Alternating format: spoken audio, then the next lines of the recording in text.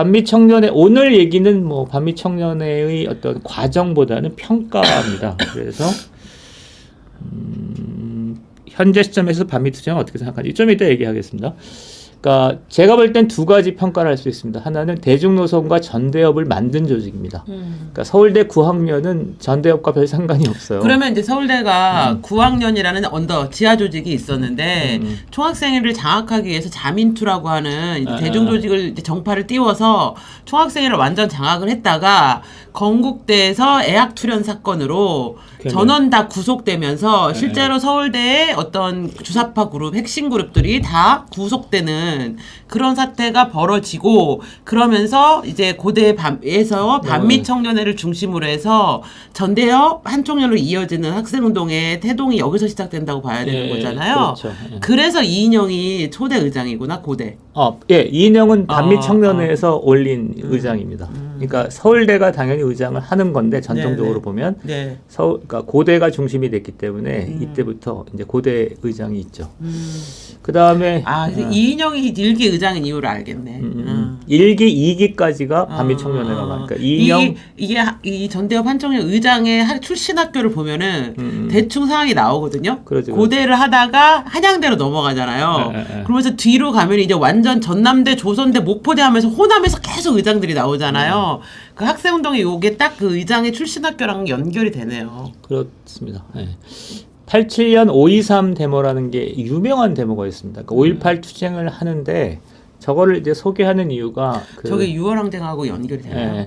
강풀 이런 26년 그런 애도 나오기 때문에 소개를 하면 5.23 데모를 하는데 저도 이제 서울대랑 연고대가 갈려요. 서울대는 폭투를 하자는 거였어. 그래서 우리는 그 명보국장 앞에서 한 300명 정도가 폭투를 했고 민경 대표님도 그 폭투주의자였나요? 저도 폭투주의자죠. 그러니까 싸워야 된다. 가격하셨군요.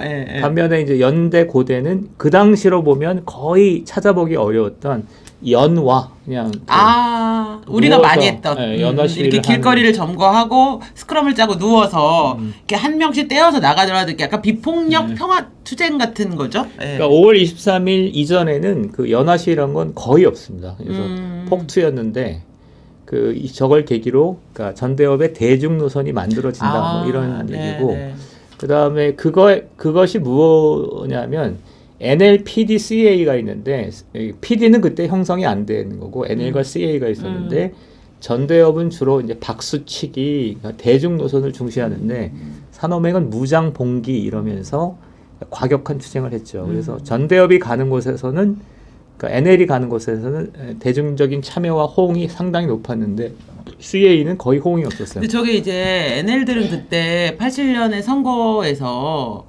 그 후보 단일화, 야당 후보 단일화를 통한 정권 교체를 주장하잖아요. 아닌가요? NL은 두 개가 있는데 비판적 하나는 비판적 지지. 그러니까 주류는 다 비판적 지지야. 그 김대중에 대한 비판적 지지인 거죠. 전대협도 비판적 지지고 문익환이나 김근태도 비판적 지지였어. 그런데 후보 단일화는 CA는 재헌의회라 그래가지고 아예 그냥 그 혁명을 통해서 정부를 딱 갈아엎고 헌법을 새로 제정하자 이런 거 아니었어요? 그랬는데 얘네들이 그 대선 때는 그러니까 백기환 후보 추대를 했죠. 그러니까 백기환 후보를 통해서 이제 완전히 갈아엎자 이런 거 아니었나? 그렇기는 한데 그래 이게 점점 이렇게 그 혁명 노선이라는 게 말이 안 되는 상황이었기 때문에 순화됐죠. 아니 너를님이 민경수학교 연구소 바로 앞에 사신다는데요. 이거 한번 오셔야 되는 거 아닌가? 한번 오세요. 니콜님 한번 오세요. 지금 노안이라서 잘 안 보여가지고. 죄송합니다. 말씀하세요. 그 다음에 제가 볼 때는 대중 노선에서 가장 중요했던 건 한민전입니다. 한민전. 그러니까 한민전이 그 87년, 88년, 뭐 89년 특히 이럴 때 거의 집중적으로 뭘 했냐면 대중 노선을 강조했어요. 그러니까 투쟁이라는 건 대중의 이해와 요구를 대변하는 싸움이고 그래야 된다. 그래서 과격한 싸움을 하지 마라라고 했었는데 제가 볼 땐 그게 먹혔다고 봅니다. 이게 지금 신영복 책 보면요. 민족민주전선 한민전 강령이 나오거든요. 여기 보면 이제 그런 대중투쟁에 대한 얘기가 85년 7월에 나오네요. 그러니까 85년 7월은 한민전 창립일이고 그러니까 87년도에 한민전 2주기 성명서, 그다음에 유명했던 건 89년 8월 25일 날.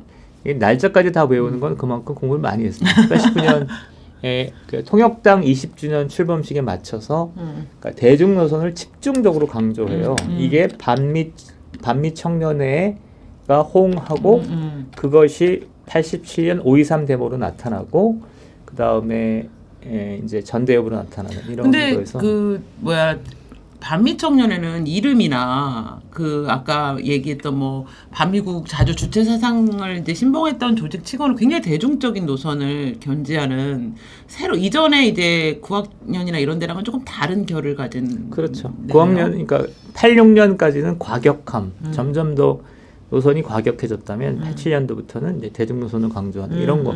이게 이제 역사적으로 보면 반미 청년의 업적이고 그 다음에 두 번째는 칼 8582입니다. 칼 8582가 87년 이제 12월 2일인가 하여튼 내가 지금도 기억나는데 학교에서 이제 좀 이렇게 쉬고 있는데 칼 8582 그때 어떤 소문이 파다했냐면 대선을 앞두고 북한과 관련된 용공 조작 사건이 있을 거다. 대규모 조직 사건이 터질 거다. 있을 거다라는 얘기가 파다했어. 사실은. 그게 얼마나 정보가 있는지도 모르겠는데 그런데 칼 858 사건이 나니까 학생들이 두 가지 감정이 있는 거예요. 하나는 정말 이제 우리가 얘기했던 용광 조작이 났다. 그러니까 안기부가 무슨 일을 저질렀다. 이렇게 이게 뭐와 다른 거냐면 83년에 있었던 아웅산 테러, 그다음에 86년에 있었던 그 아시안 게임 직전에 있었던 일련의 그 북한 관련 사건들이 있었는데 그때만 해도 학생들이 이걸 조작이다 이렇게 적극적으로 얘기를 안 했어. 그러니까 북한에 대해서 약간 양비론적 생각을 갖고 있었다고. 그런데 87년 그 858 칼 858 사건이 났을 때는 그러니까 이거를 조작이라고 강하게 믿어버린 거야. 그리고 그거를 이제 반미 청년회가 아주 적극적으로 싸웠어요. 얘네들이 책도 한 권 나 있어. 어디 힘인가 뭐 어디 출판사에 나왔는데 칼 8582가 조작이라는 사건을 하고 그 다음에 각 대학에 대자보가 붙고 이러면서 그때 이제 안기부 조작이라고 생각했는데 그 전통이 지금도 있는 거야.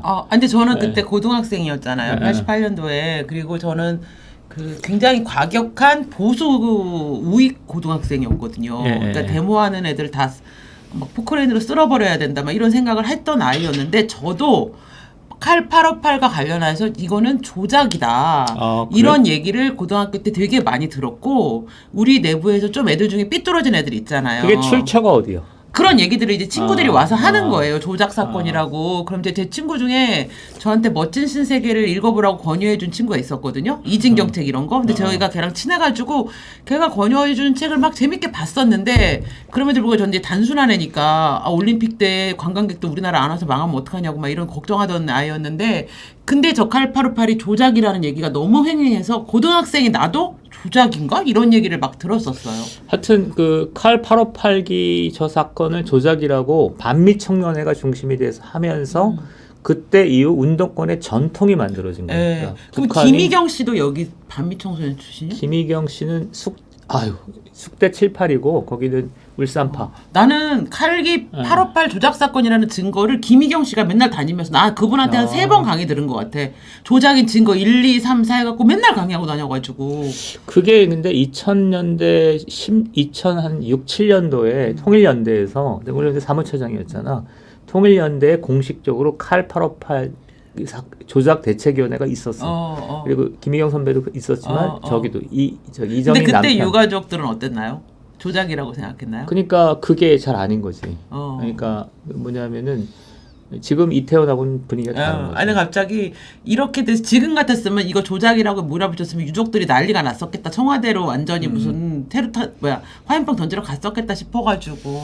그래서 제가 볼 때는 구혜우 씨가 저희 자민통 그룹 대빵인 구혜우 씨가 반미 청년회의 역사적 죄악, 역사적 잘못은 칼 858기 사건을 조작이라고 하면서 이후 그 운동권의 대북관을 왜곡시킨 거다 이렇게 얘기합니다. 자 넘어가시죠. 그러네요. 근데 이때 그 한민전에서 칼 858은 조작이라고 나왔어요. 조작이라고 나왔어요.